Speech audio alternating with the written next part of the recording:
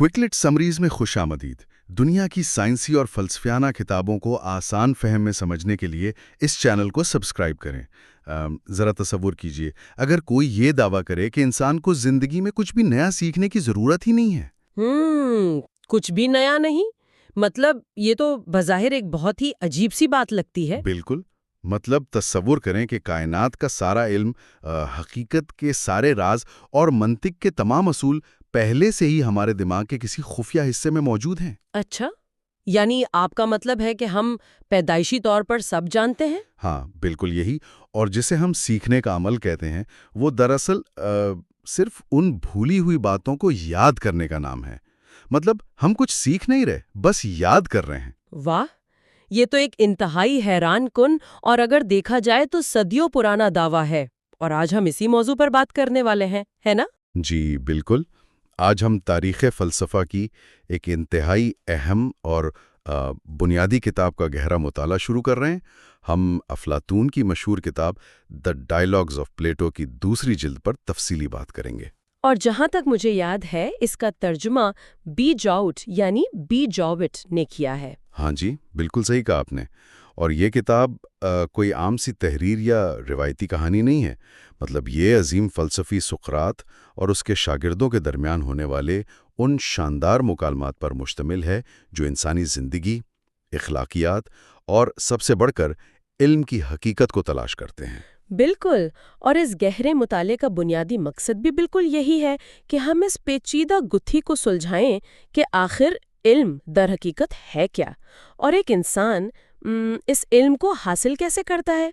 और इस सफ़र की शुरुआत हम अफ़लातून के एक बहुत ही मशहूर मुकालमे से कर रहे हैं, जिसका नाम मिनो यानी मिनो है। हाँ, मीनू। ये मुकालमा दरअसल देखें सिर्फ एक फलसफियाना बहस नहीं है।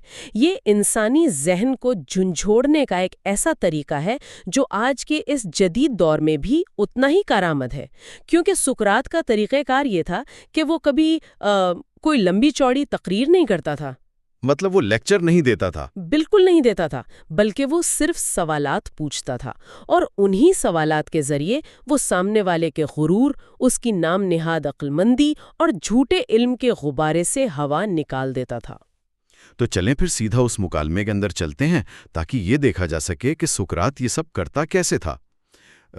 इस मुकालमे का आगाज़ किसी लंबी चौड़ी तमहीद से नहीं होता, बल्कि मीनू, जो कि इस वक्त के माशरे का एक नौजवान और ख़ासा पुरएतमाद शख्स है, वो अचानक सुकरात के पास आता है। और मीनू काफ़ी अमीर भी था। अब जाहिर है उसका ताल्लुक एक ख़ास तबके से था।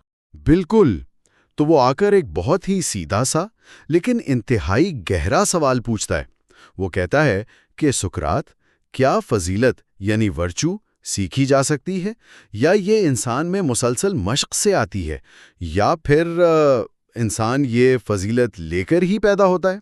यहाँ ना एक बात बहुत तवज्जो तलब है।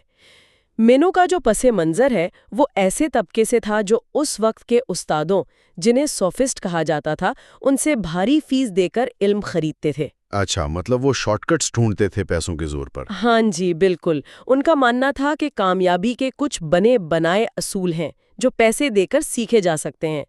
तो मेनो इसी ज़हनियत के साथ आया था कि सुकरात उसे कोई तैयार शुदा फॉर्मूला दे दे। लेकिन सुकरात तो फिर सुकरात है ना, दुनिया उसे इल्म की अलामत मानती है। वो जो जवाब देता है वो निहायत ही हैरानकुन और किसी हद तक तंजिया अंदाज में होता है।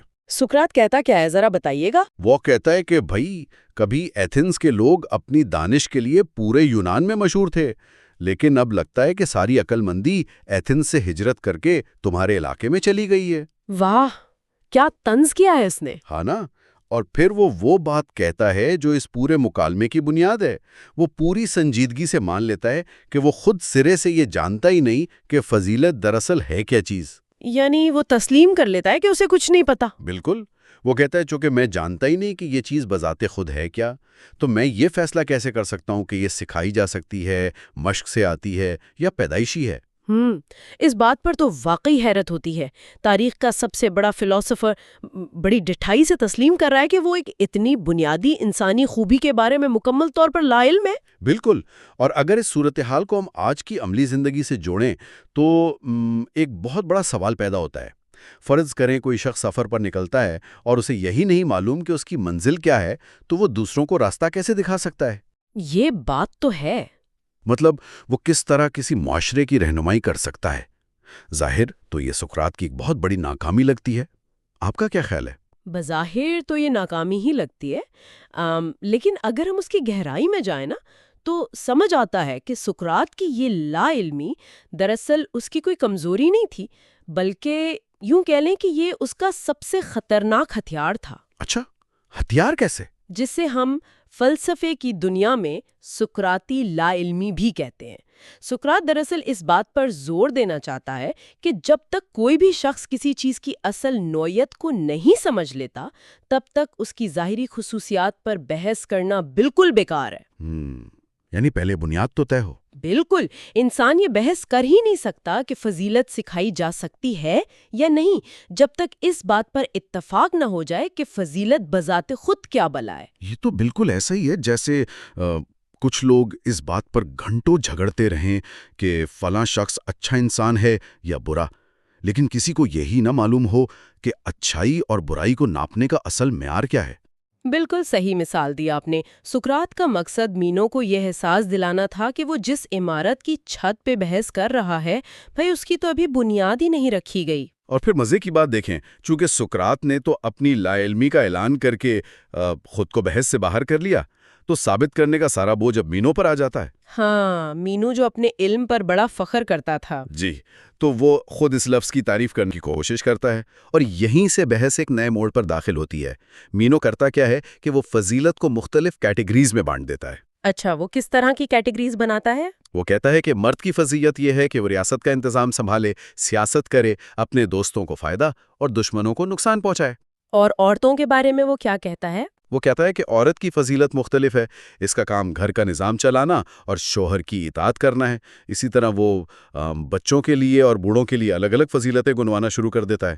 مطلب اس نے پوری ایک فہرست گنوا دی، اور یہیں پر سقراط اپنا وہ مشہور اور کاٹ دار اعتراض پیش کرتا ہے۔ وہ یہ ساری فہرست سن کر کہتا ہے کہ بھائی، میں نے تو تم سے صرف ایک فضیلت پوچھی تھی اور تم نے میرے سامنے فضیلتوں کا ایک پورا چھتا لا کر رکھ دیا۔ چھتا یعنی شہد کی مکھیوں والا چھتا؟ بالکل، وہ مکھیوں کی ایک بڑی خوبصورت مثال دیتا ہے۔ سقراط کہتا ہے کہ دیکھیں، مکھیاں ظاہری طور پر مختلف ہو سکتی ہیں، سائز بڑا ہو سکتا ہے، رنگ الگ ہو سکتا ہے، لیکن مکھی ہونے کے ناطے ان سب کی جو بنیادی حقیقت ہے وہ بالکل ایک جیسی ہے۔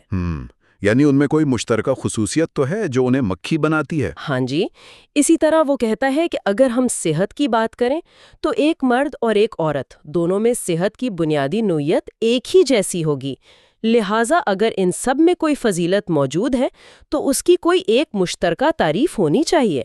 اس بات کو مزید واضح کرنے کے لیے ہم روزمرہ کی ایک عام فہم مثال لے لیتے ہیں۔ یہ بالکل ایسا ہے جیسے پوچھا جائے کہ گاڑی کیا ہوتی ہے، اور جواب دینے والا کہے کہ ایک گاڑی وہ ہوتی ہے جو بہت تیز دوڑتی ہے، ایک وہ جس میں سامان اٹھایا جاتا ہے، اور ایک جس کا رنگ لال ہوتا ہے۔ ہاں، یہ تو گاڑیوں کی اقسام ہوئی نا، تعریف تو نہ ہوئی۔ بالکل، ظاہری بات ہے یہ سب گاڑیاں تو ہیں، لیکن اس جواب سے یہ واضح نہیں ہوتا کہ گاڑی دراصل ایک سواری کا نام ہے جس میں ایک انجن ہوتا ہے اور وہ پہیوں پر چلتی ہے۔ مینو بھی یہی بنیادی غلطی کر رہا تھا۔ اور سقراط کی یہی وہ مسلسل جرح تھی، وہ جو اس کا قدم قدم پر سوال پوچھنے کا انداز تھا، جس نے مینو کو بری طرح الجھا دیا۔ ہاں، مینو کا تو دماغ ہی گھوم گیا ہوگا۔ ظاہر ہے، وہ کچھ دیر پہلے تک بڑے اعتماد سے جواب دے رہا تھا، اب اچانک محسوس کرتا ہے کہ اس کے پاس الفاظ ہی ختم ہو گئے ہیں، اور اس مایوسی اور غصے میں آ کر وہ سقراط پر ایک بڑا انوکھا الزام لگاتا ہے۔ وہ اسے ٹورپیڈو مچھلی سے تشبیہ دیتا ہے۔ ارے ہاں، یہ ٹورپیڈو مچھلی والا واقعہ تو اس پورے مکالمے کی جان ہے۔ یہ سمندر کی گہرائیوں میں ایک خاص قسم کی مچھلی ہوتی ہے جو چھونے والے کو ایک زوردار برقی جھٹکا دے کر سن کر دیتی ہے۔ بالکل، کرنٹ مارتی ہے۔ جی، تو میرو جھنجھلاہٹ میں کہتا ہے کہ تم بالکل اس مچھلی کی طرح ہو۔ تم نے اپنی باتوں، اپنی الجھی ہوئی منطق اور سوالوں سے میرا دماغ، میری سوچنے کی صلاحیت اور زبان سب کو سن کر دیا ہے۔ اور مینو یہ اعتراف بھی کرتا ہے کہ وہ اس سے پہلے بڑے عوامی مجموعوں میں فضیلت پر لمبی لمبی تقریریں کیا کرتا تھا، لیکن آج اسے سمجھ ہی نہیں آ رہا کہ اس کا سرے سے مطلب کیا ہے۔ اور یہاں ماہرین نفسیات ایک بہت گہری بات نوٹ کرتے ہیں۔ یہ صرف ایک مچھلی کی مثال نہیں ہے، بلکہ یہ سیکھنے کے عمل کی ایک بہت بڑی نفسیاتی حقیقت ہے۔ وہ کیسے؟ ذرا اس پر روشنی ڈالیں۔ دیکھیں، انسان تب تک کچھ نیا اور سچا نہیں سیکھ سکتا جب تک اس کے اندر کا جھوٹا غرور نہ ٹوٹے۔ ہم اکثر جھوٹے اعتماد کے ساتھ زندگی گزارتے ہیں کہ ہم سب جانتے ہیں۔ جب تک اس جھوٹے علم کی عمارت کو گرایا نہ جائے، سچے علم کی تعمیر شروع ہی نہیں ہو سکتی۔ یعنی وہ ٹرپیڈو والا جھٹکا دراصل اس غرور کو توڑنے کا عمل تھا۔ بالکل، اس جھٹکے سے آنا تو مجروح ہوتی ہے، لیکن یہی وہ خلا ہے جہاں سے حقیقی تجسس پیدا ہوتا ہے۔ لیکن اس ذہنی الجھن کی حالت میں مینو ہمت ہارنے کے بجائے ایک خطرناک سوال اٹھاتا ہے، جسے مینو کی منطقی الجھن یا مینوز پیراڈاکس کہا جاتا ہے۔ اور وہ سوال کیا تھا؟ وہ کہتا ہے کہ اچھا، اگر ہم مان لیں کہ ہم نہیں جانتے کہ فضیلت کیا ہے، تو انسان اس چیز کی تلاش شروع ہی کیسے کر سکتا ہے جس کے بارے میں وہ جانتا ہی نہیں؟ اور اگر وہ حادثاتی طور پر اسے پا بھی لے تو اسے کیسے معلوم ہوگا کہ یہ وہی چیز ہے؟ یہ تو واقعی ایک بڑا فیصلہ کن لمحہ ہے۔ یہ ایک ایسا جال ہے جس میں بڑے بڑے مفکر الجھا جاتے ہیں۔ اگر پتہ ہے کہ کیا تلاش کرنا ہے تو تلاش کی ضرورت کیا ہے، اور اگر پتہ ہی نہیں تو تلاش شروع کیسے ہو؟ اسے ہم آج کے دور سے جوڑ سکتے ہیں، جیسے انٹرنیٹ پر کچھ تلاش کرنا ہو۔ ہمارے پاس ساری دنیا کی معلومات ہے، لیکن اگر ہمیں یہی نہ معلوم ہو کہ کون سے درست الفاظ لکھ کر سرچ کرنا ہے تو ہم وہاں تک پہنچ ہی نہیں سکتے۔ بالکل ایسا ہی ہے۔ اور اگر کوئی تحریر سامنے آ بھی جائے تو چونکہ ہم اس موضوع کو جانتے نہیں تو تصدیق کیسے کریں گے کہ یہ معلومات درست ہیں یا نہیں؟ اور اسی ناقابل حل الجھن کو دور کرنے کے لیے سقراط ہار نہیں مانتا، بلکہ وہ ایک بالکل نیا اور اس وقت کے لحاظ سے حیران کن نظریہ پیش کرتا ہے۔ وہ کہتا ہے کہ کوئی بھی انسان کچھ نیا سیکھتا ہی نہیں ہے۔ اچھا، یہ تو وہی بات ہوئی جس سے ہم نے آج کی گفتگو کا آغاز کیا تھا۔ جی ہاں، سقراط اس کی بنیاد اس عقیدے پر رکھتا ہے کہ انسانی روح کبھی مرتی نہیں ہے۔ یہ نظریہ علم کی یاداوری یا تھیوری آف ریمنسنس کہلاتا ہے۔ یعنی روح لافانی ہے تو اس کا علم سے کیا تعلق بنا؟ تعلق یہ ہے کہ چونکہ روح لافانی ہے اور وہ بار بار جنم لیتی رہی ہے، تو اس نے اس کائنات کی ہر شے کو دیکھ رکھا ہے۔ کوئی بھی راز اس کے لیے نیا نہیں ہے۔ اس لیے ہم جب کچھ سیکھنے کا دعویٰ کرتے ہیں تو دراصل ہم صرف پرانے علم کو یاد کر رہے ہوتے ہیں۔ اس نظریے کو سمجھنے کے لیے ہم ایک جدید مثال لے سکتے ہیں، جیسے آپ مارکیٹ سے ایک نیا کمپیوٹر لائیں جس کی ہارڈ ڈرائیو میں دنیا کا سارا علم پہلے سے محفوظ ہو، لیکن وہ ایک خفیہ فولڈر میں بند ہو۔ یہ مثال تو بہت زبردست ہے نا؟ اب جب انسان اس کمپیوٹر کو استعمال کرتا ہے تو اسے لگتا ہے وہ نئی چیزیں ڈال رہا ہے، لیکن حقیقت میں وہ صرف اس فولڈر کو کھول کر پہلے سے موجود معلومات کو باہر نکال رہا ہوتا ہے۔ اور سقراط اس نظریے کو صرف زبانی بیان نہیں کرتا، بلکہ وہ موقع پر ہی ایک عملی تجربہ کرتا ہے۔ وہ مینو سے کہتا ہے کہ اپنے غلاموں میں سے ایک لڑکے کو بلاؤ، ایک ایسا لڑکا جسے کسی نے کبھی ریاضی یا جیومیٹری نہ پڑھائی ہو۔ اور پھر مینو ایک ان پڑھ لڑکے کو بلاتا ہے۔ جی، تو سقراط زمین پر ریت کے اوپر ایک چوکور یعنی اسکوائر بناتا ہے جس کی چاروں سائڈز برابر ہوتی ہیں۔ وہ لڑکے کو بتاتا ہے کہ فرض کرو اس چوکور کی ہر سائڈ 2 فٹ لمبی ہے، تو اس کا کل رقبہ کتنا ہوا؟ ظاہری بات ہے، 2 کو 2 سے ضرب دیں تو 4 مربع فٹ بنے گا۔ یہاں تک تو لڑکے کو بآسانی سمجھ آ جاتی ہے۔ پھر سقراط کیا کرتا ہے؟ اب سقراط اصل سوال پوچھتا ہے۔ وہ کہتا ہے کہ اگر مجھے ایک ایسا نیا چوکور بنانا ہو جس کا رقبہ اس موجودہ چوکور سے بالکل دگنا ہو، یعنی 4 کے بجائے 8 ہو، تو نئے چوکور کی سائڈ کی لمبائی کیا ہونی چاہیے؟ اب وہ لڑکا تو عام انسان کی طرح ہی سوچے گا نا۔ اسے لگا کہ رقبہ ڈبل کرنا ہے تو لمبائی بھی ڈبل کر دو، تو اس نے فوراً کہا کہ لمبائی 4 فٹ ہونی چاہیے۔ بالکل، اور یہیں سقراط اپنا کمال دکھاتا ہے۔ وہ فوراً ریت پر 4 فٹ سائڈ والا ایک بڑا چوکور بنا کر دکھاتا ہے۔ وہ اسے حصوں میں تقسیم کرتا ہے اور لڑکے کو گن کر دکھاتا ہے کہ بھائی اگر لمبائی 4 فٹ ہو تو 4 ضرب 4 تو 16 مربع فٹ ہو گیا۔ اور چاہیے تو 8 تھا، یعنی یہ تو بہت زیادہ ہو گیا۔ ہاں، لڑکا حیران رہ جاتا ہے۔ پھر وہ اندازہ لگاتا ہے کہ چونکہ 4 فٹ زیادہ ہے اور 2 فٹ کم ہے، تو شاید لمبائی 3 فٹ ہونی چاہیے۔ اور 3 کو 3 سے ضرب دیں تو 9 بنتا ہے، جو کہ اب بھی 8 سے زیادہ ہے۔ بالکل۔ اس مقام پر پہنچ کر لڑکے کا ذہن بالکل مفلوج ہو جاتا ہے۔ یہ وہی ٹورپیڈو مچھلی کا جھٹکا تھا جو مینو کو لگا تھا۔ لڑکا ہار مان لیتا ہے اور تسلیم کرتا ہے کہ اسے واقعی نہیں معلوم۔ لیکن یہاں سقراط کی خوبی یہ ہے کہ وہ مسکرا کر خود جواب نہیں بتاتا، بلکہ وہ انہی لکیروں میں کچھ تبدیلی کرتا ہے۔ وہ اصل چوکور کے ایک کونے کو دوسرے کونے سے ملا کر ایک ترچھی لکیر یعنی ڈائیگنل کھینچتا ہے۔ اچھا، ترچھی لکیریں؟ ہاں، اور ایسی 4 لکیروں سے ایک نیا چوکور بناتا ہے۔ پھر وہ لڑکے سے چھوٹے چھوٹے سوال پوچھتا ہے، جیسے کیا یہ لکیر اس حصے کو آدھا نہیں کر رہی؟ لڑکا جواب دیتا جاتا ہے اور انہی جوابات کی مدد سے وہ خود بخود اس نتیجے پر پہنچ جاتا ہے کہ اس ترچھی لکیر پر بننے والے چوکور کا رقبہ 8 مربع فیٹ ہوگا۔ واہ! یعنی سن پر لڑکے نے بغیر کسی کی مدد کے ایک پیچیدہ ریاضی کا مسئلہ حل کر لیا، اور سقراط مینو سے کہتا ہے کہ دیکھو، میں نے اسے کچھ سکھایا نہیں، بس درست سوالات پوچھے اور اس کے اندر جو علم سویا ہوا تھا وہ بیدار ہو گیا۔ یہ تو اس مکالمے کا سب سے شاندار حصہ ہے۔ لیکن مجھے یہاں ایک بات بہت کھٹکتی ہے۔ کیا ہم واقعی اسے یاداوری کہہ سکتے ہیں؟ میرا مطلب ہے، کیا ایسا نہیں ہے کہ سقراط ایک انتہائی چالاک استاد کی طرح خود اپنے سوالات کے ذریعے اس لڑکے کو جواب کی طرف دھکیل رہا تھا؟ مطلب آپ کا خیال ہے کہ اس نے لیڈنگ سوالات پوچھے؟ ہاں نا، اس نے لکیریں بھی خود کھینچیں اور سوالات بھی ایسے دیے کہ لڑکے کے پاس وہی جواب دینے کے علاوہ کوئی چارہ نہیں تھا۔ کیا یہ واقعی اس کا خالص علم تھا یا صرف سقراط کی چالاکی؟ دیکھیے، یہ اعتراض بہت جاندار ہے اور کئی دانشوروں نے سقراط پر یہ تنقید کی بھی ہے، لیکن اگر بغور تجزیہ کریں تو سقراط کے دفاع میں ایک مضبوط بات آتی ہے۔ مسئلہ یہ نہیں کہ لکیریں کس نے کھینچیں، اصل مقصد یہ دکھانا تھا کہ جب لڑکے نے لا علمی تسلیم کی تو اس کا دماغ سیکھنے کے لیے کھلا۔ یہ بات تو ہے۔ اور دوسری بات، جب سقراط نے دکھایا کہ 4 اور 4 16 ہوتے ہیں تو لڑکے نے اس بات کو اس لیے نہیں مانا کہ سقراط ایک بڑا فلسفر ہے، بلکہ اس لیے مانا کیونکہ اس کی اپنی اندرونی منطق نے اسے درست تسلیم کیا۔ اچھا، یعنی اس کے اندر یہ سمجھنے کی صلاحیت پہلے سے تھی۔ بالکل، سقراط کا طریقہ صرف یہ ثابت کرتا ہے کہ منطق اور حساب کی صلاحیت انسان کے اندر پیدائشی ہوتی ہے۔ علم کو باہر سے ٹھونسا نہیں جا سکتا، بلکہ درست ماحول اور سوالات کے ذریعے اسے باہر نکالا جاتا ہے۔ تو اس ساری بحث کا نچوڑ پھر وہیں آ کے رکتا ہے کہ علم کے حصول میں سب سے ضروری مرحلہ وہ ٹورپیڈو مچھلی کا صدمہ ہے، وہ لمحہ جب ہم تسلیم کرتے ہیں کہ ہم لا علم ہیں۔ یقیناً، اپنی لا علمی کو کھلے دل سے مان لینا ہی سچے علم کی جانب پہلا قدم ہے۔ علم کا پیالہ بھرنے کے لیے پہلے اس کا خالی ہونا شرط ہے۔ کیا خوب بات کہی آپ نے۔ یہ سیریز کا پہلا حصہ تھا۔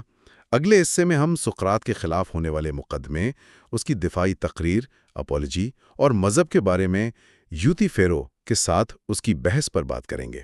لیکن جانے سے پہلے ایک لمحے کے لیے رک کر اس بات پر ضرور غور کریں کہ آج کے اس تیز ترین معلومات کے دور میں جب ہر قسم کا علم ہمارے فون کی اسکرین پر موجود ہے تو کیا ہم واقعی کچھ نیا سیکھ رہے ہیں؟ بہت گہرا سوال ہے۔ یا یہ انٹرنیٹ، یہ ساری جدید ٹیکنالوجی صرف اس اجتماعی علم کو دوبارہ سامنے لا رہی ہیں جو انسانیت کے اندر پہلے سے موجود ہے؟ کیا ہم واقعی کچھ نیا تخلیق کر رہے ہیں یا صرف اپنی بھولی ہوئی سچائیوں کو یاد کر رہے ہیں؟ اس پر ضرور سوچئے گا۔ اگر ہم ذرا تصور کریں کہ ایک 70 سالہ بوڑھا شخص اپنی زندگی کا سب سے بڑا مقدمہ لڑ رہا ہے، جہاں موت کی سزا بس اس کے سر پر کھڑی ہے۔ بالکل، اور وہ بھی ایسی صورتحال میں جہاں بچنا بہت آسان ہو۔ ہاں، مطلب اسے بس معافی مانگنی ہے اور وہ بچ سکتا ہے، لیکن وہ معافی مانگنے کے بجائے جوری کو تانے دینا شروع کر دیتا ہے اور ان کے علم پر سوال اٹھاتا ہے. مطلب وہ کہتا ہے کہ ریاست کو تو الٹا اس کا شکر گزار ہونا چاہیے. پچھلے حصے میں ہم نے فضیلت اور علم کے تصورات پر بڑی تفصیلی بات کی تھی، لیکن آج اس گہرے تجزیے کے دوسرے حصے میں ہم افلاطون کے لکھے گئے مکالمات، مطلب جو پلیٹوز ڈائیلاگز ہیں، ان پر بات کریں گے. اور خاص طور پہ بینجامن جیوٹ کی شاندار ترجمے کی روشنی میں ہم اسے سمجھیں گے. بالکل. تو ہمارا مشن یہ ہے کہ ہم یہ جاننے کی کوشش کریں گے کہ جب انسان کی جان خطرے میں ہو تو سچائی اور اصولوں کی کیا قیمت ہوتی ہے. میں تو اس نشست کے لیے بہت پرجوش ہوں کیونکہ ہم سقراط کی زندگی کے سب سے مشکل دور میں داخل ہو رہے ہیں. یہ واقعی ایک بہت اہم مرحلہ ہے، کیونکہ دیکھیں پچھلی نشست میں ہم جن نظریات پر بات کر رہے تھے وہ ایک طرح سے بڑی پرسکون سی فلسفیانہ بحثیں تھیں، مطلب لوگ بیٹھے ہیں اور بات کر رہے ہیں. لیکن اب وہ تمام نظریات ایک کڑے امتحان سے گزرنے والے ہیں. ہاں، جہاں عملی زندگی کا سامنا ہوتا ہے. بالکل. یہ وہ مقام ہے جہاں سقراط کو صرف اپنے خیالات بیان نہیں کرنے بلکہ ان کی قیمت اپنی جان دے کر چکانی ہے. تو یہ وہ لمحہ ہے جو ظاہر کرتا ہے کہ فلسفہ صرف باتوں کی حد تک نہیں ہے بلکہ جینے اور مرنے کا ایک عملی طریقہ بھی ہے. واہ، یہ تو بہت گہری بات ہے. تو اس بات کو سمجھنے کے لیے ہم سیدھا عدالت کے اندر جانے کے بجائے تھوڑا سا پیچھے چلتے ہیں. سقراط پر اب بے دینی اور نوجوانوں کو بگاڑنے کا الزام لگ چکا ہے اور وہ اپنے مقدمے کی پیشی کے لیے جا رہا ہے. لیکن عدالت کی سیڑھیوں پر اس کی ملاقات یوتیفرو نامی ایک شخص سے ہوتی ہے. ہاں، یوتیفرو. اور یہ ملاقات ایک طرح سے آنے والے طوفان کا پیش خیمہ ثابت ہوتی ہے. بالکل. تو سقراط دیکھتا ہے کہ یوتیفرو وہاں انتہائی پر اعتماد انداز میں آیا ہوا ہے، اور حیران انگیز بات یہ ہے کہ وہ اپنے ہی سگے باپ پر قتل کا مقدمہ درج کروانے آیا ہے. مطلب کوئی اپنے ہی باپ پر قتل کا مقدمہ کیسے کروا سکتا ہے؟ دیکھیں، اس منظر میں ایک بہت گہرا تضاد موجود ہے. مطلب ایک طرف سقراط ہے جس پر خود بے دینی کا الزام ہے، اور دوسری طرف یہ یوتیفرو ہے جو خود کو دینداری اور تقوی کا بہت بڑا علمبردار سمجھتا ہے. وہ سمجھتا ہے کہ اسے سب پتہ ہے. اچھا، تو سقراط کا رد عمل کیا ہوتا ہے؟ تو یقیناً وہ دینداری اور تقوی کے بارے میں سب کو جانتا ہوگا. مطلب مجھے بھی سکھاؤ کہ یہ تقوی یا پائٹی اصل میں ہے کیا؟ صحیح. تو وہ اس سے تعریف مانگتا ہے، اور یوتیفرو کا جواب بھی بڑا سادہ سا ہوتا ہے کہ جو خداؤں کو پسند ہے وہی تقوی ہے، اور جو انہیں ناپسند ہے وہ بے دینی ہے. ہاں، اور بس یہیں سے وہ مشہور بحث شروع ہوتی ہے. بالکل. اس جواب پر سقراط وہ مشہور سوال پوچھتا ہے جسے یوتیفرو کی الجھن یا دی یوتیفرو ڈائلیما کہا جاتا ہے. وہ پوچھتا ہے کہ کیا کوئی چیز اس لیے متقی یا اچھی ہے کیونکہ خدا اسے پسند کرتا ہے، یا خدا اسے اس لیے پسند کرتا ہے کیونکہ وہ اچھی ہے؟ یہ بہت زبردست سوال ہے نا؟ مطلب آئیے اس کو سمجھتے ہیں ایک مثال سے. یہ بالکل ایسا ہے جیسے ہم آج کل سوشل میڈیا پر دیکھتے ہیں. کیا کوئی ویڈیو اس لیے اچھی ہے کیونکہ اس پر لاکھوں لائکس ہیں، یا اس پر لاکھوں لائکس اس لیے ہیں کیونکہ وہ ویڈیو واقعی اچھی ہے؟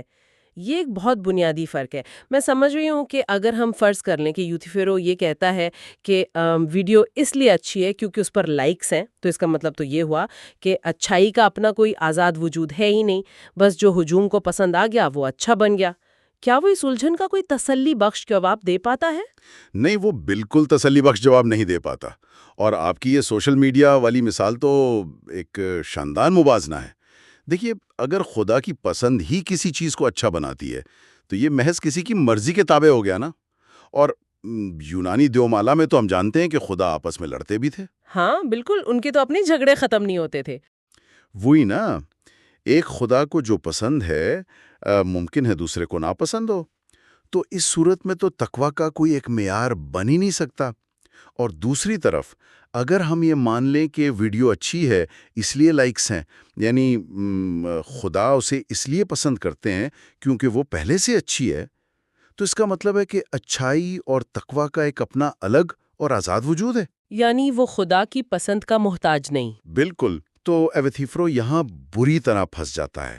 وہ اصل میں تقوی کی ذات نہیں بتا رہا، وہ صرف اس کی ایک صفت بتا رہا ہے. صفت بتا رہا ہے. یہ ذات اور صفت کا جو فرق ہے نا، اس پر تھوڑی مزید بات کرنی چاہیے. مطلب اگر ہم اسے ایک روزمرہ کی مثال سے سمجھیں تو کیا ہم یہ کہہ سکتے ہیں کہ جیسے پانی کا ٹھنڈا ہونا اس کی ایک صفت ہے جو حالات کے حساب سے بدل سکتی ہے، لیکن اس کا H2O ہونا اس کی ذات ہے جو کبھی نہیں بدلتی؟ واہ، بالکل درست. یہ مثال اس تصور کو بالکل واضح کر دیتی ہے. تو ایوتھیفرو صرف یہ بتا رہا ہے کہ تقویٰ خداؤں کو کیسا لگتا ہے، یہ نہیں بتا رہا کہ وہ اپنے اندرونی جوہر میں اصل میں ہے کیا. ہاں، وہ محض وہ ظاہری شکل بیان کر رہا ہے جو دیوتاؤں کو وقتی طور پر پسند ہے، بنیاد نہیں. اور جب سقراط مزید سوالات کرتا ہے نا، تو یوتھیفرو کے دلائل بار بار وہیں آ کر کھڑے ہو جاتے ہیں جہاں سے شروع ہوئے تھے. اس صورتحال کو سقراط اپنے آباء و اجداد میں سے ایک مشہور مجسمہ ساز کے مجسموں سے تشبیہ دیتا ہے جس کا نام ڈیڈلس تھا. اچھا، ہاں، ڈیڈلس کے مجسموں کی کہانی تو یونانی روایات میں کافی مشہور ہے کہ وہ اتنے حقیقی ہوتے تھے کہ ان میں جان پڑ جاتی تھی. لیکن اس بحث میں ان مجسموں کا کیا تعلق بنتا ہے؟ تعلق بہت گہرا ہے. مطلب کیا سقراط یہ کہنا چاہ رہا ہے کہ یوتھیفرو کے دلائل دیکھنے میں تو بڑے ٹھوس لگتے ہیں، لیکن جب انہیں عقل کی کسوٹی پر پرکھنے کی کوشش کی جائے تو وہ مجسموں کی طرح اپنی جگہ چھوڑ کر بھاگ جاتے ہیں، گول گول گھومتے ہیں؟ بالکل درست تجزیہ ہے آپ کا. جس طرح ڈیڈلس کا مجسمہ ظاہری طور پر مکمل لگتا ہے، لیکن جب اسے پکڑنے کی کوشش کی جائے تو وہ ایک جگہ ٹکتا نہیں. بالکل اسی طرح یوتھیفرو کی تقویٰ کی تعریف سنتے ہی اچھی لگتی ہے، لیکن جب منطق کا دباؤ پڑتا ہے نا تو وہ اپنا مطلب بدلنے لگتی ہے. ہاں، اور گھوم پھر کر اسی غیر واضح نقطے پر آ جاتی ہے. ہاں، اور یہاں سے جو سب سے بڑا نقطہ نکلتا ہے وہ یہ ہے کہ ہم انسان اکثر جن عقائد اور رسومات پر اتنا پختہ یقین رکھتے ہیں، یہاں تک کہ ان کی بنیاد پر اپنے خونی رشتوں تک کو قربان کرنے کے لیے تیار ہو جاتے ہیں، جیسے یوتھیفرو اپنے باپ کو کر رہا تھا. اگر ان سے ان عقائد کی اصل بنیاد پوچھی جائے تو وہ بہت کھوکھلی اور گول گول گھومنے والی ثابت ہوتی ہے. تو ایتھیفیرو کی اس بحث سے یہ واضح ہو گیا کہ معاشرے میں جو لوگ خود کو سچائی کا ٹھیکیدار سمجھتے ہیں نا، ان کے پاس بنیادی سوالات کے جوابات ہوتے ہی نہیں ہیں. اور اب عدالت کے باہر کی سلجھن کو وہیں چھوڑ کر اب ہم سقراط کے ساتھ عدالت کے کٹہرے میں داخل ہوتے ہیں. ہاں، اب وہ مرحلہ آ گیا ہے جہاں اس کی زندگی اور موت کا فیصلہ ہونا ہے. بالکل. اور عدالت کا یہ حصہ اپولوجی کہلاتا ہے، جو یونانی زبان کے لفظ اپولوجیا سے نکلا ہے، جس کا مطلب معافی مانگنا نہیں بلکہ دفاعی تقریر ہے. تو جب سقراط کٹہرے میں کھڑا ہوتا ہے نا، تو اس کے خلاف 3 لوگ موجود ہیں، میلیٹس، اینائٹس اور لائکون. میں سوچ رہی تھی کہ ان تینوں نے معاشرے کے کن طبقات کی نمائندگی کرتے ہوئے سقراط پر نوجوانوں کو بگاڑنے اور نئے خدا متعارف کروانے کے الزامات لگائے. دیکھیے، یہ تینوں کوئی عام لوگ نہیں تھے. مطلب میلیٹس جو تھا نا، وہ شاعروں کی نمائندگی کر رہا تھا. اینائٹس دستکاروں اور سیاستدانوں کا نمائندہ تھا. اور لائکون خطیبوں کی طرف سے تھا. مطلب یہ تو ایتھنز کے بااثر ترین طبقات تھے. بالکل. اب سوال یہ ہے کہ یہ لوگ سقراط سے اتنی نفرت کیوں کرتے تھے؟ اس کی وجہ نہ سقراط کا اپنا طریقہ کار تھا، جسے ہم سقراطی طریقہ کار یا سوکریٹک میتھڈ کہتے ہیں. وہ جو گلیوں میں گھوم کر سوال پوچھتا تھا. ہاں، سالوں تک سقراط ایتھنز کی سڑکوں پر چلتے پھرتے ان نام نہاد عقل مندوں سے بس سوالات کرتا رہا. اور جب وہ بھری محفل میں ان کے علم کی قلی کھولتا اور منطق کے ذریعے یہ ثابت کرتا کہ بھائی وہ جس چیز کا دعویٰ کرتے ہیں دراصل اس کے بارے میں ککھ نہیں جانتے، تو ان کی آنا کو شدید ٹھیس پہنچتی تھی. تو یہ مقدمہ دراصل اسی برسوں کی عوامی ہزیمت کا ایک انتقامی نتیجہ تھا نا. مطلب یہ مذہب یا نوجوانوں کی فکر کا مقدمہ تو تھا ہی نہیں، بس مجروح شدہ انا کا معاملہ تھا. بالکل 100% یہی بات تھی. اب ظاہر ہے اس صورتحال میں ایک عام انسان تو ججوں کی ہمدردی حاصل کرنے کی کوشش کرے گا نا، اپنے دفاع میں کوئی لمبی چوڑی جذباتی تقریر کرے گا، رونے دھونے لگے گا. لیکن سقراط کیا کرتا ہے؟ وہ میلیٹس کو کٹہرے میں بلاتا ہے اور اس پر سوالات کی بوچھاڑ کر دیتا ہے. ہاں، وہ الٹا اسے کٹہرے میں کھڑا کر دیتا ہے. وہ پوچھتا ہے کہ اگر وہ اکیلا نوجوانوں کو بگاڑ رہا ہے تو انہیں سوار کون رہا ہے، اور جب ملٹس کہتا ہے کہ ریاست کا ہر دوسرا شخص انہیں سوار رہا ہے سوائے سقراط کے، تو یہ بات منطقی طور پر انتہائی بے معنی لگتی ہے۔ مطلب سقراط یہاں گھوڑوں کی مثال دیتا ہے نا، کہ گھوڑوں کو سدھارنے والا کوئی ایک ماہر ہوتا ہے، جبکہ عام لوگ جو اس فن کو نہیں جانتے وہ تو گھوڑے کو خراب بھی کر سکتے ہیں۔ بالکل، وہ عام بندہ تو گھوڑے کا بیڑا گھر کر دے گا۔ تو کیا انسانوں کی تربیت کے معاملے میں ایسا الٹ کیسے ہو سکتا ہے؟ یہ تو کامن سینس کی بات ہے۔ یہ سقراط کی دلیل کا ایک بہت ہی مضبوط حصہ ہے۔ وہ بڑے آرام سے ثابت کر دیتا ہے کہ ملٹس نے نوجوانوں کی تربیت کے بارے میں کبھی سنجیدگی سے سوچا ہی نہیں۔ اور پھر وہ خداؤں والے الزام کی طرف آتا ہے، جہاں وہ ملٹس کے اپنے ہی بیانات میں موجود تضاد کو بے نقاب کر دیتا ہے۔ وہ تضاد کیا تھا؟ وہ ملٹ سے پوچھتا ہے کہ بھئی کیا تمہارا الزام یہ ہے کہ میں مکمل طور پر دہریہ یا ایتھیسٹ ہوں؟ ملٹس جوش میں آ کر تصدیق کرتا ہے کہ ہاں سقراط تو مکمل دہریہ ہے۔ اس پر سقراط ججوں کے سامنے چارج شیٹ میں لکھی ہوئی بات پیش کرتا ہے، جس میں لکھا تھا کہ سقراط نئی روحانی طاقتوں کو مانتا ہے۔ ارے یہ تو پھنس گیا۔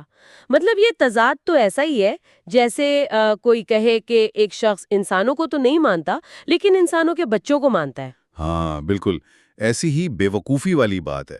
اگر سقراط روحانی طاقتوں کو مانتا ہے تو منطقی طور پر وہ ان طاقتوں کے خالق خداؤں کو بھی مانتا ہے نا؟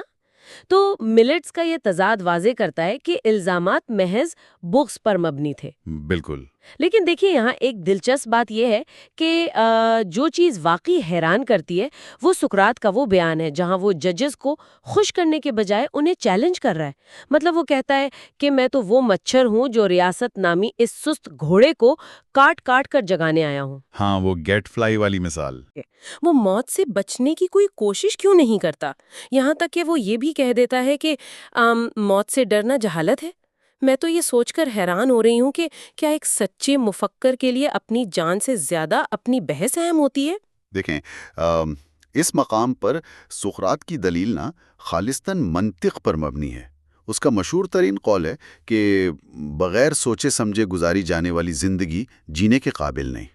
وہ سمجھتا ہے کہ اگر وہ اپنی جان بچانے کے لیے فلسفے پر بات کرنا چھوڑ دے اور سچ کی تلاش ترک کر دے تو وہ زندگی تو بس زندہ درگور ہونے کے مترادف ہوگی۔ مطلب وہ سانس تو لے رہا ہوگا لیکن اندر سے مر چکا ہوگا۔ بالکل، موت کے حوالے سے اس کا استدلال جذبات سے بالکل عاری اور خالص منطقی ہے۔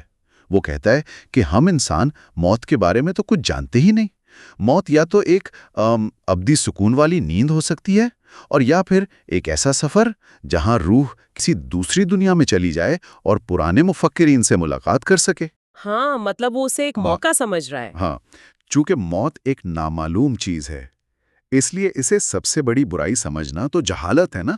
یعنی ہم اس چیز سے ڈر رہے ہیں جس کے بارے میں ہمیں معلوم ہی نہیں کہ وہ کیسی ہے، لیکن اس کے مقابلے میں سقراط کے مطابق ناانصافی کرنا، سچائی کو چھوڑنا اور اپنے اصولوں سے پھر جانا تو ایک یقینی برائی ہے جس کا ہمیں علم ہے۔ بالکل، یہی اس کا پوائنٹ ہے۔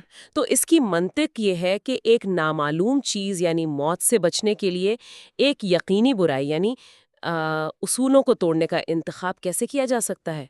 یہ سوچ تو انسان کی ترجیحات کو مکمل طور پر الٹ دیتی ہے یار۔ ہم عام طور پر تو کسی بھی نامعلوم خطرے سے بچنے کے لیے معلوم برائیوں سے سمجھوتا کر لیتے ہیں نا۔ ہاں، اور یہی وہ منطق ہے جو جوری کو مشتعل بھی کرتی ہے اور ان کے پاس اس کا کوئی جواب بھی نہیں ہوتا۔ سقراط جوری کو خبردار کرتا ہے کہ مجھے مار کے تو میرا نہیں بلکہ اپنا نقصان کرو گے، کیونکہ ایک بے گناہ کو موت کے گھاٹ اتار کر تم اپنی روحوں کو داغدار کر رہے ہو۔ مطلب وہ الٹا انہیں وارننگ دے رہا ہے۔ بالکل، تو نتیجہ کیا نکلتا ہے؟ جوری اسے موت کی سزا سنا دیتی ہے۔ سقراط کے لیے جسمانی زندگی کی قیمت سچائی کے مقابلے میں واقعی کچھ نہیں تھی۔ تو اب سقراط کو موت کی سزا مل چکی ہے اور وہ عدالت سے نکل کر ایتھنز کی جیل کی اس کوٹری میں چلا گیا ہے جہاں موت کا وقت قریب ہے۔ یہاں سے ہمارا سفر تیسرے حصے میں داخل ہوتا ہے اور یہ مکالمہ کریٹو کے نام سے جانا جاتا ہے۔ ہاں، کریٹو والا حصہ بھی بہت اہم ہے۔ تو ہوتا یہ ہے کہ الس صبح اس کا گہرا اور امیر دوست کریٹو جیل میں آتا ہے۔ وہ بتاتا ہے کہ اس نے پہرے داروں کو رشوت دے دی ہے اور سمیز جیسے دوستوں نے پیسے کا بندوبست کر لیا ہے، مطلب فرار کا مکمل منصوبہ تیار ہے۔ وہ سقراط کو تھیسالی نامی علاقے میں فرار کروانا چاہتا ہے جہاں وہ محفوظ رہ سکے۔ اور کریٹو کچھ ایسی سماجی اور جذباتی دلیلیں پیش کرتا ہے جنہیں رد کرنا نا ایک عام انسان کے لیے بہت مشکل ہو۔ بالکل، وہ کہتا ہے کہ اگر تم نے فرار ہونے کی میری پیشکش ٹھکرا دی تو ہجوم اور عوام کیا سوچیں گے؟ وہ تو یہی سمجھیں گے کہ تمہارے دوست اتنے کنجوس تھے کہ انہوں نے پیسے بچانے کے لیے تمہیں مرنے دیا، مطلب دوستوں کی بدنامی کا واسطہ دے رہا ہے۔ ہاں، وہ کریٹو بنیادی طور پر معاشرے کی نظروں اور ہجوم کی رائے سے خوفزدہ ہے، لیکن سقراط کے ہاں اخلاقیات کے فیصلے ہجوم کی رائے پر تھوڑی ہوتے ہیں۔ وہ ایک جمناسٹک کے کھلاڑی یا پہلوان کی مثال دیتا ہے۔ وہ پہلوان والی مثال کیسے کام کرتی ہے یہاں؟ وہ کہتا ہے کہ جس طرح ایک پہلوان جم میں جا کر ہر راہگیر کی رائے پر عمل نہیں کرتا نا، بلکہ صرف اپنے ماہر ٹرینر اور ڈاکٹر کی بات سنتا ہے، اسی طرح اخلاقیات کے معاملے میں ہمیں ہجوم کی بے ہنگم آوازوں کے بجائے صرف اس کی سننی چاہیے جو سچ اور حق کی سمجھ رکھتا ہو۔ مطلب سقراط کہتا ہے کہ عوام نہ کسی کو دانش مند بنا سکتی ہے نہ بے وقوف۔ بالکل، عوام کی رائے کی کوئی حیثیت نہیں۔ کرنا غلط ہے۔ وہ کہتا ہے کہ اگر ریاست نے مجھے غلط سزا دی ہے تو اس کا مطلب یہ نہیں کہ میں بھی قانون توڑ کر ریاست کے ساتھ برائی کروں۔ ہاں، یہ اس کا سنہری اصول تھا۔ اب یہاں نا اس دلیل پر میرے ذہن میں ایک بڑا سخت سوال ابھرتا ہے۔ جی پوچھیں۔ اگر ایک ریاست نے آپ کے ساتھ صریحاً ناانصافی کی ہے، مطلب ایک بے گناہ انسان کو جس نے پوری زندگی اچھائی کی تلقین کی، ناانصافی کی بنیاد پر سزائے موت دی ہے، تو پھر اس ریاست کے ظالمانہ قوانین کی پاسداری کیوں کی جائے؟ کیا ایسا سماجی معاہدہ خود بخود ختم نہیں ہو جاتا؟ ظلم کا نشانہ بننے کے بعد ظالم کے قوانین کی پاسداری کرنا کیسے جائز ہو سکتا ہے؟ یہ سیاسیات اور فلسفہ قانون کا ایک بنیادی ترین سوال ہے اور بہت جائز سوال ہے۔ سقراط اس الجھن کو دور کرنے کے لیے ایک انتہائی خوبصورت اور جامع تشبیہ استعمال کرتا ہے۔ وہ فرض کرتا ہے کہ ایتھنز کے قانون کوئی بے جان تحریر نہیں، بلکہ ایک جیتی جاگتی ہستی بن کر اس جیل میں آ کھڑے ہوئے ہیں۔ واہ، مطلب قوانین خود اس کے سامنے کھڑے اس سے بات کر رہے ہیں؟ بالکل، اور وہ قوانین سقراط سے پوچھتے ہیں کہ اے سقراط، کیا تم اپنے اس ایک فرار سے ریاست کے پورے ڈھانچے کو تباہ نہیں کر دو گے؟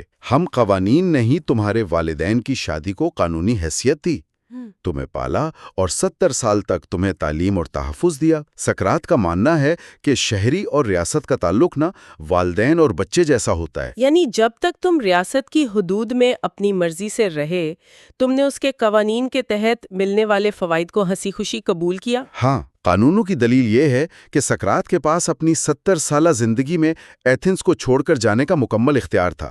اگر اسے قانون پسند نہیں تھے تو وہ کبھی بھی ہجرت کر سکتا تھا۔ بالکل، دروازے تو کھلے تھے۔ لیکن اس نے اپنی مرضی سے وہاں رہنے کا انتخاب کیا اور یوں وہ ریاست کے ساتھ ایک اخلاقی معاہدے میں بندھ گیا۔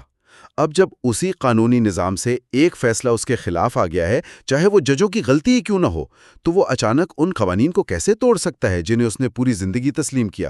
ہاں، میں سمجھ رہی ہوں۔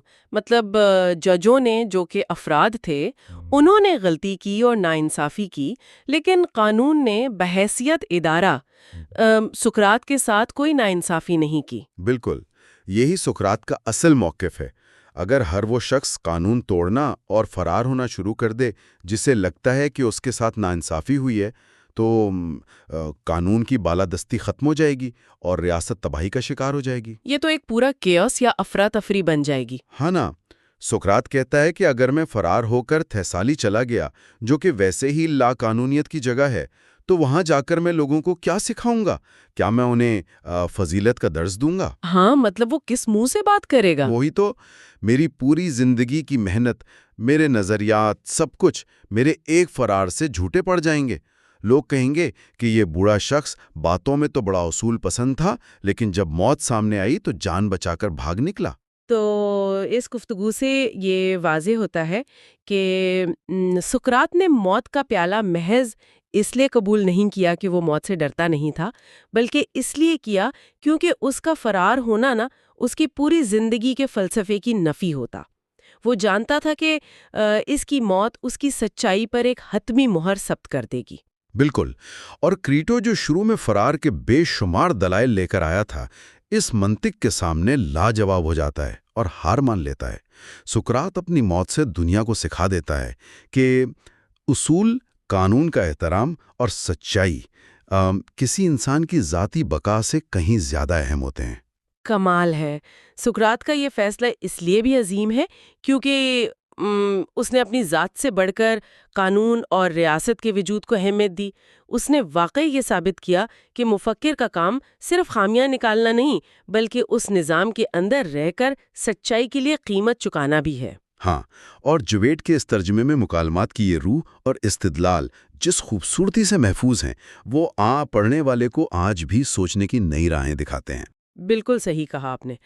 خیر، اگر ہم اس پورے سفر کو سمیٹیں تو اس نشست میں ہم نے سقراط کو عدالت کے باہر تقویٰ پر سوال اٹھاتے دیکھا، جہاں اس نے ثابت کیا کہ بغیر عقل کے قائم عقائد کتنے کھوکھلے ہوتے ہیں، پھر عدالت کے اندر سچائی کی خاطر موت کو گلے لگاتے دیکھا۔ ہاں، اور یہ جانا کہ بغیر سوچے سمجھے گزاری جانے والی زندگی کی کوئی اہمیت نہیں۔ بالکل، اور آخر میں ایک تاریک جیل میں فرار کا راستہ کھولا ہونے کے باوجود قانون کی پاسداری کرتے اور اصولوں پر ڈٹے رہتے دیکھا۔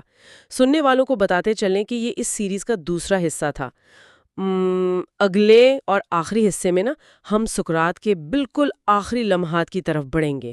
ہم فیدو مکالمے کی روشنی میں روح کی لافانیت پر بات کریں گے اور گورجیاس مکالمے کے ذریعے بیان بازی کے فن پر بھی تفصیلی تنقید کو سمجھیں گے۔ وہ نشست بھی یقیناً بہت دلچسپ ہونے والی ہے۔ جی بالکل، لیکن اس نشست کو ختم کرنے سے پہلے ہمارے سننے والوں کے لیے ایک گہرا سوال ہے جس پر غور کرنا بہت ضروری ہے۔ دیکھیں، سقراط نے اپنی پوری زندگی ہر قائم شدہ اصول اور ہر بااختیار شخص پر سوال اٹھانے میں گزار دی، لیکن جب اپنی جان بچانے کی باری آئی تو اس نے اسی ریاست کے قانون کے سامنے مکمل سر تسلیم خم کر دیا۔ یہ بہت بڑا تضاد لگتا ہے نا؟ ہاں، تو سوال یہ ہے کہ کیا یہ رویہ اس کی زندگی بھر کی بغاوت کے متضاد تھا، یا پھر یہ اس کے فلسفے کا سب سے بڑا اور حتمی ثبوت تھا؟ اس پر ضرور سوچیے گا۔ میں آپ کی ہوسٹ ہوں، اور ہمیشہ کی طرح اس تفصیلی جائزے کے لیے میرے ساتھ ہمارے ریگولر ماہر فلسفہ موجود ہیں۔ جی بہت شکریہ، اور سننے والوں کو بھی خوش آمدید۔ تو یہ اس کتاب کا تیسرا اور آخری حصہ ہے۔ پچھلے حصوں میں ہم نے سقراط کے نظریات اور اس کے مشہور زمانہ مقدمے کو کافی تفصیل سے سمجھا تھا، اور اب ہم اس کے فلسفے کے بالکل عروج کی طرف چلتے ہیں۔ بالکل، مقدمہ تو ہو گیا، لیکن اب جو کہانی ہے وہ اس سے بھی زیادہ گہری ہے۔ مطلب میں سوچ رہی تھی کہ ذرا ایک منظر کا تصور کیا جائے۔ سزائے موت سنائی جا چکی ہے، زہر کا پیالہ سامنے میز پر رکھا ہے، اور تمام دوست شاگرد ارد گرد بیٹھے زاروں قطار رو رہے ہیں۔ ہاں، وہ ایک انتہائی جذباتی لمحہ تھا سب کے لیے۔ جی، لیکن وہ انسان خود رو نہیں رہا۔ اس کے چہرے پر خوف کے بجائے ایک عجیب سی مسکراہٹ ہے، اور وہ اس موت کو ایک المیہ نہیں بلکہ اپنی حتمی آزادی قرار دے رہا ہے۔ صحیح بات ہے۔ تو آج ہم تاریخ کے سب سے مشہور موت کے منظر کا جائزہ لے رہے ہیں۔ چلیں اس معاملے کو کھول کر دیکھتے ہیں۔ بالکل، اور اس منظر کی گہرائی کو سمجھنے کے لیے آج ہمارے ذرائع میں افلاطون کے وہ مشہور مکالمات شامل ہیں جو سیدھے دل اور دماغ پر وار کرتے ہیں۔ ان میں فیڈو اور گورجیس جیسے شاہکار شامل ہیں۔ اور میرے خیال میں کچھ چھوٹے مکالمات بھی ہیں نا؟ جی ہاں، بالکل، کچھ چھوٹے لیکن انتہائی پیچیدہ مکالمات جیسے لیسر ہپیاس اور السیبیائیڈز بھی ہم ڈسکس کریں گے۔ یہ تحریریں مل کر ایک مکمل تصویر پیش کرتی ہیں کہ بھئی ایک سچا فلسفر موت، انصاف اور انسانی کردار کو کس نظر سے دیکھتا ہے۔ یعنی یہ کوئی روایتی تاریخ کی کلاس نہیں ہے؟ بالکل بھی نہیں۔ یہ دیکھنا ہے کہ جب نظریات کا موت سے بالکل آمنے سامنا ہوتا ہے تو کیا وہ نظریات باقی رہتے ہیں یا دباؤ میں آ کر ٹوٹ جاتے ہیں۔ اور یہیں سے تو اصل حیرانی شروع ہوتی ہے نا۔ مطلب مقدمے کے بعد کا قدرتی مرحلہ ظاہر ہے سزائے موت کا دن ہے، اور ہمارا آج کا پہلا پڑاؤ فیدو کا مکالمہ ہے جو اسی آخری دن کی تفصیل بیان کرتا ہے۔ صحیح، فیدو کی منظر کشی بہت کمال ہے۔ لیکن میں جس چیز پر سب سے زیادہ الجھن کا شکار ہوں وہ اس پوری صورتحال کی نفسیات ہے۔ ایک انسان جس کی موت محض چند گھنٹوں کی دوری پر ہے، وہ اتنا پرسکون کیسے رہ سکتا ہے؟ ہاں، یہ واقعی ایک عام انسان کے لیے سوچنا محال ہے۔ مطلب وہ فلسفیانہ بحث میں ایسے مگن ہے جیسے کسی کافی شاپ میں بیٹھا اپنے دوستوں سے گپ شپ کر رہا ہو۔ یہ کیسے ممکن ہے؟ دیکھیں، یہاں جو چیز سب سے زیادہ دل فریب ہے وہ یہ ہے کہ سقراط موت کو زندگی کا خاتمہ مانتا ہی نہیں تھا۔ اچھا، خاتمہ نہیں تو پھر کیا؟ اس کے نزدیک یہ محض ایک پردہ ہے جس کے پیچھے اصل زندگی منتظر ہے۔ ہمارے ذرائع بتاتے ہیں کہ وہ اس آخری دن اپنے شاگردوں کے سامنے روح کی لافنائیت یعنی امورٹیلٹی آف دا سول کے دلائل پیش کرتا ہے۔ روح کی لافنائیت۔ جی، وہ اس نظریے پر زور دیتا ہے کہ روح جسم کے بننے سے پہلے بھی وجود رکھتی تھی۔ اس کی ایک بڑی دلیل یہ ہے کہ ہم اس دنیا میں جو کچھ بھی سیکھتے ہیں وہ دراصل کوئی نیا علم نہیں ہے۔ تو پھر ہم سیکھتے کیسے ہیں اگر وہ نیا نہیں ہے؟ سقراط کے مطابق یہ صرف ان پرانی یادوں کو دہرانے اور واپس بلانے کا نام ہے جو روح اپنے پچھلے وجود میں جسم میں آنے سے پہلے سے جانتی تھی۔ اسے فلسفی میں ریکلیکشن یا یاد دہانی کہا جاتا ہے۔ واہ، یہ تو بہت ہی مختلف زاویہ ہے۔ اور اس کے ساتھ ہی وہ ایک انتہائی دلچسپ اصول وضع کرتا ہے کہ کائنات میں ہر چیز اپنے متضاد یعنی اپوزٹ سے جنم لیتی ہے۔ ایک منٹ، مجھے اس متضاد والے اصول پر تھوڑا سا اعتراض ہے۔ جی بتائیے۔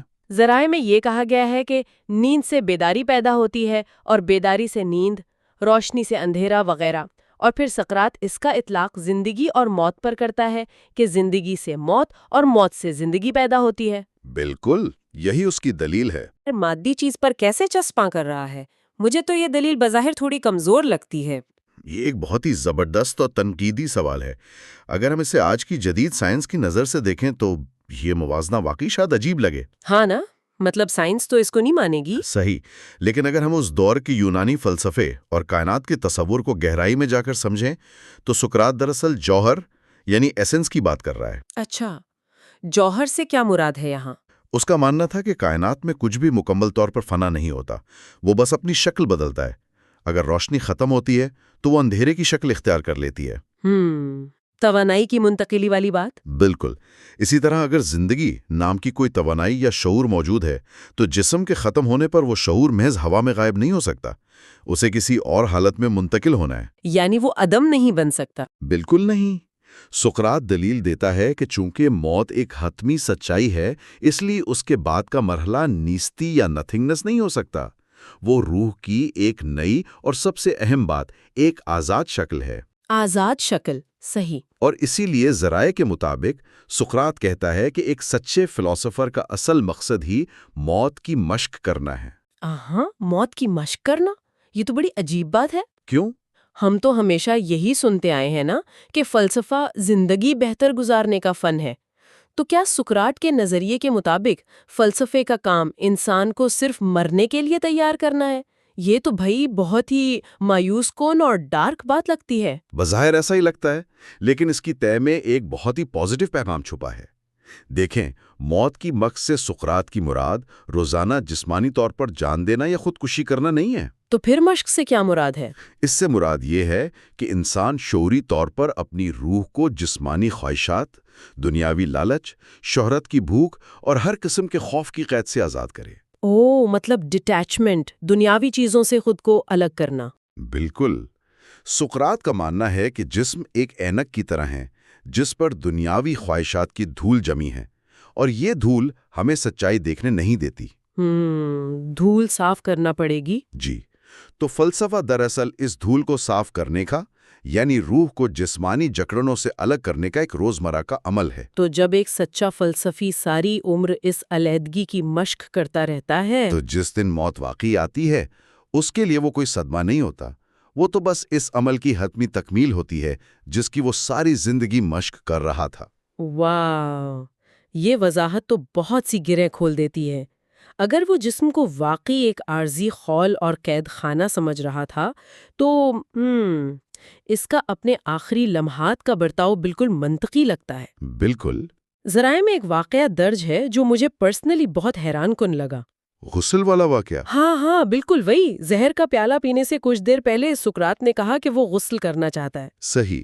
اور جب دوستوں نے وجہ پوچھی تو اس کا جواب تھا کہ وہ نہیں چاہتا کہ اس کے مرنے کے بعد عورتوں کو اس کی لاش دھونے کی زحمت اٹھانی پڑے۔ یہ بہت اس کے کردار کے بارے میں بہت کچھ بتاتی ہے۔ مطلب یہ محض کوئی شائستگی یا آداب کا معاملہ تو نہیں لگتا نا، یہ ایک بہت ہی گہرا نفسیاتی رویہ ہے، گویا وہ اپنے ہی جسم کو اپنے خود سے الگ کر کے دیکھ رہا ہے۔ ہاں، جیسے وہ جسم اس کا ہے ہی نہیں۔ وہ کہہ رہا ہے کہ بھائی میں تو جا رہا ہوں، پیچھے جو کچرا یا خول رہ جائے گا اسے صاف کرنے میں دوسروں کو دقت نہ ہو۔ یہ اس درجے کی بے تعلقی ہے جو انسان کو اندر تک ہلا کر رکھ دیتی ہے۔ آپ نے بالکل درست تجزیہ کیا ہے۔ یہ جو ڈیٹیچمنٹ ہے نا، یہ اس کے نظریات کی سب سے بڑی عملی جیت تھی۔ وہ موت کو محض ایک جسمانی تبدیلی کے طور پر لے رہا تھا۔ اور میرے خیال میں اس کا یہ رویہ صرف اس کے دوستوں تک محدود نہیں تھا، بلکہ جو محافظ تھے جیل کے انہوں نے بھی اس کا اثر قبول کیا۔ بہت زیادہ اثر قبول کیا۔ ہمارے ذرائع بتاتے ہیں کہ وہ جیلر جس کا کام روزانہ قیدیوں کو سزائے موت کی طرف لے جانا تھا، یعنی وہ تو موت دیکھنے کا عادی تھا۔ ہاں، اس کا تو روز کا کام تھا۔ جی، لیکن جب وہ سقراط کے پاس زہر لاتا ہے تو وہ خود پھوٹ پھوٹ کر رونے لگتا ہے۔ مطلب ایک سخت دل جیلر رو پڑا۔ بالکل، اور وہ سقراط کو اس جیل میں آنے والا سب سے بہترین، نیک اور شریف انسان قرار دیتا ہے۔ یہ تو رونگٹے کھڑے کر دینے والی بات ہے۔ ذرا سوچے نا، ایک قیدی جس نے اپنے نظریات کی وجہ سے ریاست سے موت کی سزا پائی، وہ اپنے ہی قید خانے کے محافظ کے ضمیر کو اس حد تک بیدار کر دیتا ہے کہ ریاست کا اپنا نمائندہ ریاست کے فیصلے پر رو رہا ہے۔ کمال ہے۔ اور پھر وہ لمحہ آتا ہے جب جیلر زہر کا پیالہ، جسے ہیملاک کہا جاتا ہے، اسے پیش کرتا ہے۔ ایک انتہائی خاموش اور بھاری لمحہ۔ ذرائع کی جو منظر کشی ہے اس کے مطابق سقراط کا ہاتھ ذرا بھی نہیں کانپتا، اس کے چہرے کا رنگ نہیں اڑتا، وہ اسے کسی خوفناک زہر کی طرح نہیں پیتا۔ اس کے ارد گرد موجود دوست، خاص طور پر کرٹائٹو، وہ اپنے جذبات پر قابو نہیں رکھ پاتے اور رونا شروع کر دیتے ہیں۔ اور اس موقع پر سقراط انہیں خاموش کرواتا ہے، وہ باقاعدہ انہیں ڈانٹتا ہے۔ ڈانٹتا ہے آخری وقت میں بھی۔ جی ہاں، وہ کہتا ہے کہ اس نے تو عورتوں کو اسی لیے باہر بھیجا تھا تاکہ وہ اس طرح کا شور و غل نہ کریں، اور یہ لوگ بھی وہی کر رہے ہیں۔ اس کا اصرار تھا کہ انسان کو ایک پرسکون ماحول اور وقار کے ساتھ مرنا چاہیے۔ ان کا رونا اس کے لیے باعث تکلیف نہیں تھا بلکہ باعث مایوسی تھا۔ بالکل صحیح لفظ چنا آپ نے۔ سقراط کے نزدیک ان کا رونا اس بات کی علامت تھا کہ اس کے اتنے قریبی دوست اور شاگرد اب تک فلسفے کو سمجھے ہی نہیں تھے، کیونکہ وہ جسم کے ختم ہونے پر رو رہے تھے۔ جی، وہ اس چیز پر رو رہے تھے جو حقیقت میں اہم تھی ہی نہیں، یعنی اس کا جسم۔ اس کے نظریات اور اس کی روح کو تو زہر اور موت چھو بھی نہیں سکتی تھی۔ وہ واقعی ایک سچے فلسفے کی طرح اس دنیا سے رخصت ہوا۔ تو اگر ہم اس نقطے سے ایک نیا سوال اٹھائیں اور اس پر غور کریں، جی ضرور۔ اگر زہر نے اس کی روح کو نہیں مارا اور موت نے اسے شکست نہیں دی، تو وہ کیا چیز تھی جس نے حقیقت میں اسے اس انجام تک پہنچایا؟ یہ ایک بہت ہی گہرا سوال ہے۔ مطلب وہ زہر کا پیالہ تو محض ایک آلہ تھا نا، اصل قاتل ایتھنز کے لوگوں کی اندھی رائیں تھی، اور عدالت میں استعمال ہونے والی خطابت یعنی ریٹورک یا فن تقریر تھی۔ بے شک۔ لوگوں نے سچائی پر توجہ ہی نہیں دی۔ جی، لوگوں نے حقائق کو نہیں سنا، بلکہ عدالت میں بولے گئے دل فریب، جھوٹ اور جذبات کو ابھارنے والے الفاظ کو چنا۔ اور یہی چیز ہمیں فطری طور پر افلاطون کے ایک اور شاہکار مکالمے گارجیس کی طرف لے جاتی ہے، جہاں حق اور محض قائل کرنے کے فن کا ایک زبردست مقابلہ ہوتا ہے۔ اور یہاں بات بہت دلچسپ ہو جاتی ہے۔ اس تصور کو اگر میں آج کے دور کے حساب سے سمجھنے کی کوشش کروں تو خطابت یعنی ریٹورک کو ہم آج کی ماڈرن پی آر یعنی پبلک ریلیشنز یا ایک جارحانہ مارکیٹنگ مہم کہہ سکتے ہیں۔ یہ موازنہ بہت برمحل ہے، یعنی ایک ایسا فن جس میں سچائی کی کوئی ضرورت نہیں، بس آپ کا بولنے کا انداز اتنا دلکش اور جذباتی ہو کہ لوگ آپ کی بات کو سچ مان لیں، اور آپ لوگوں کے ذہنوں میں ایک جھوٹا یقین پیدا کر دیں۔ ہاں، بغیر علم کے اندھا یقین۔ پروڈکٹ چاہے زہری کیوں نہ ہو، اگر اس کی پیکیجنگ شاندار ہے تو لوگ اسے خرید لیں گے۔ یہ ایک بہترین اور بہت ہی متعلقہ تشبیہ دی ہے آپ نے۔ سقراط گارجیس میں ایک بہت ہی مشہور مثال دیتا ہے اسی حوالے سے۔ کون سی مثال؟ وہ خطابت کو ایک مٹھائی بنانے والے یعنی ایک پیسٹری شیف سے ملاتا ہے اور انصاف کو ایک ڈاکٹر سے، مٹھائی بنانے والا اور ڈاکٹر، بڑی دلچسپ مثال ہے نا؟ مٹھائی بنانے والا انسان کو وہ چیز دیتا ہے جو وقتی طور پر اسے بہت مزیدار اور خوشگوار لگتی ہے، لیکن لانگ ٹرم میں وہ جسم کے لیے نقصان دہ ہوتی ہے۔ ہاں، شوگر اور کیلوریز۔ بالکل، اس کے برعکس ایک ڈاکٹر جو کڑوی دوا دیتا ہے یا کوئی تکلیف دہ سرجری کرتا ہے، وہ بظاہر انسان کو تکلیف میں مبتلا کرتا ہے، لیکن در حقیقت وہ اس کی صحت یابی اور بھلائی کا کام کر رہا ہوتا ہے۔ تو خطابت وہ مٹھائی ہے جو عوام سننا اور کھانا چاہتی ہے، اور انصاف وہ کڑوی دوا ہے جس کی انہیں حقیقت میں ضرورت ہوتی ہے۔ اور اسی مکالمے میں سقراط ایک ایسا دعویٰ کرتا ہے جو انسان کی عقل کو چکرا کر رکھ دیتا ہے۔ وہ کیا دعویٰ ہے؟ وہ کہتا ہے کہ ناانصافی کرنا ناانصافی سہنے سے زیادہ برا ہے۔ ایک منٹ، مجھے سقراط کی بہت سی باتیں سمجھ آ گئی ہیں، لیکن اس بات پر میں سختی سے اختلاف کروں گی۔ اچھا، کیوں بھلا؟ دیکھیں، کاغذ پر پڑھنے کی حد تک تو یہ بات بہت اعلیٰ اور اخلاقی لگتی ہے کہ ظالم کا نقصان زیادہ ہے اور مظلوم کا کم، لیکن حقیقت کی دنیا میں ذرا تصور کریں نا۔ جی بتائیں۔ ایک ظالم حکمران ہے جو لوگوں پر ظلم کرتا ہے، ان کے وسائل لوٹتا ہے، وہ اپنے شاندار محل میں ہر طرح کی آسائش کے ساتھ رہ رہا ہے، وہ قانون کے گرفت سے بھی بچ نکلتا ہے، دنیاوی لحاظ سے وہ کامیاب ہے۔ بالکل۔ اور دوسری طرف ایک مظلوم انسان ہے جس کا سب کچھ چھن گیا، وہ قید میں ہے یا جسمانی اذیت سہ رہا ہے۔ اس مظلوم انسان کو یہ تسلی دینا کہ بھئی تم فکر نہ کرو، ظالم کی روح بیمار ہے، یہ تو ایک طرح سے ظالم کو کھلی چھٹی دینے والی بات لگتی ہے۔ یہ بہت ویلڈ تنقید ہے۔ سقراط اس بات کا دفاع کیسے کرتا ہے جب کوئی انسان عملی طور پر ظلم سہ رہا ہو؟ یہ وہی بنیادی سوال ہے جو مکالمے میں موجود سقراط کے مخالفین بھی اس سے اٹھاتے ہیں۔ اس کا دفاع سمجھنے کے لیے ہمیں دوبارہ روح کے تصور کی طرف جانا پڑے گا جس پر ہم نے پہلے بات کی تھی۔ اچھا، یعنی سارا معاملہ روح کے گرد ہی گھومتا ہے۔ جی بالکل۔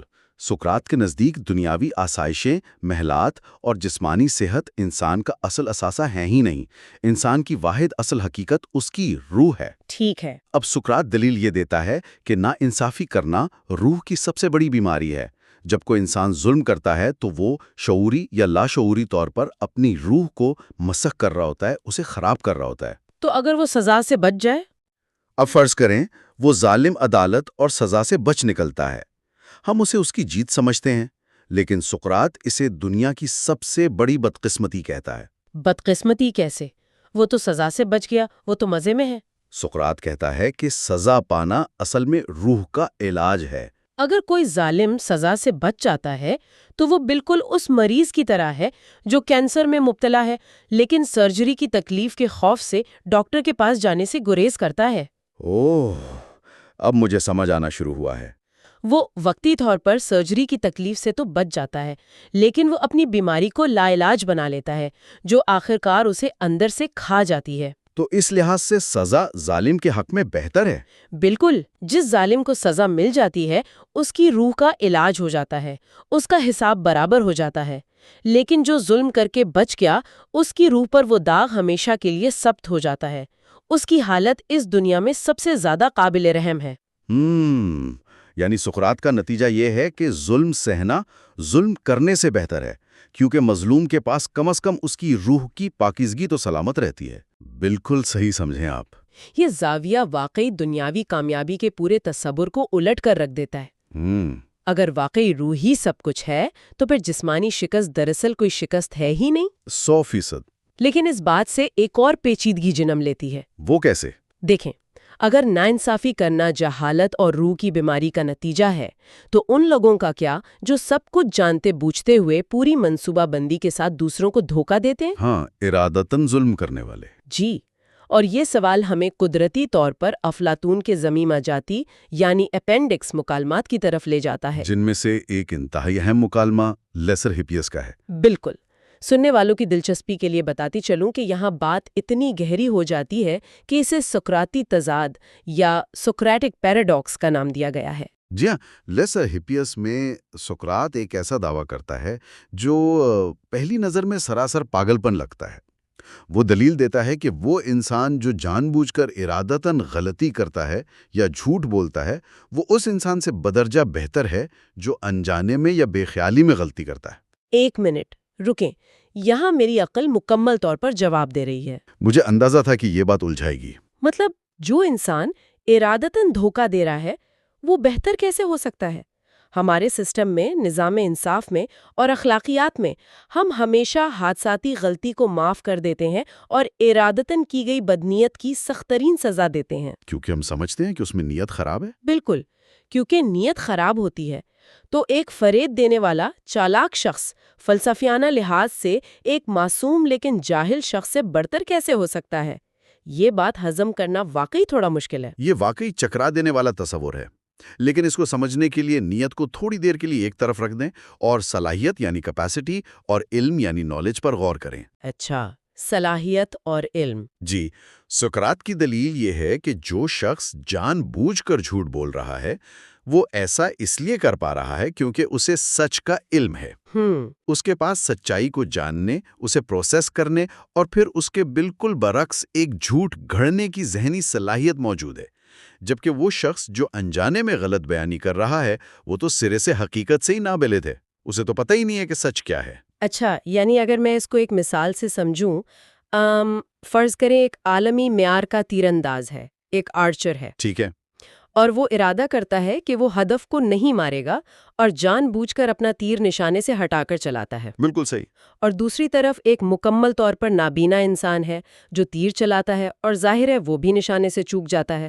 دونوں نے نشانہ نہیں لگایا، تو اب ان دونوں میں کیا فرق ہے؟ مطلب دونوں کا نشانہ نہیں لگا، لیکن ماہر تیر انداز کے پاس کسی بھی وقت صحیح نشانہ لگانے کا علم اور ہنر موجود ہے، جبکہ نابینا انسان کے پاس یہ صلاحیت سرے سے ہے ہی نہیں۔ زبردست، آپ نے بالکل درست اور بہترین مثال دی ہے۔ یعنی سقراط کا زور اس بات پر ہے کہ جان بوجھ کر غلطی کرنے والے کے پاس علم کی طاقت موجود ہے۔ جی بالکل، ذرائع میں سقراط اسی بات کو سمجھانے کے لیے ہومر کے عظیم کرداروں ایچلز اور اوڈیسیس کا موازنہ کرتا ہے۔ ہاں، ان میں کیا فرق تھا؟ ایچلز وہ ہے جو جذبات میں آ کر بغیر سوچے سمجھے عمل کرتا ہے اور اکثر بے خیالی میں فاش غلطیاں کرتا ہے، جبکہ اوڈیسیس اپنی مکاریوں کے لیے مشہور ہے، وہ جان بوجھ کر فریب دیتا ہے۔ تو سقراط کے نزدیک اوڈیسیس بہتر ہے؟ ہاں، کیونکہ سقراط کے نزدیک اوڈیسیس کی عقلی صلاحیت ایچیلز کی جذباتی حماقت سے برتر ہے، کیونکہ جس کے پاس علم ہے وہ چاہے تو بھلائی بھی کر سکتا ہے، لیکن جو جاہل ہے وہ تو اچھائی کرنے کی صلاحیت سے ہی محروم ہے۔ یعنی علم ہی وہ بنیاد ہے جس پر ہر نیکی کی عمارت کھڑی ہوتی ہے؟ بالکل، علم کے بغیر آپ کا ہر عمل محض ایک اندھا تیر ہے جو شاید حادثاتی طور پر تو کسی بلائی کا سبب بن سکتا ہے، لیکن اس میں آپ کا کوئی کمال نہیں۔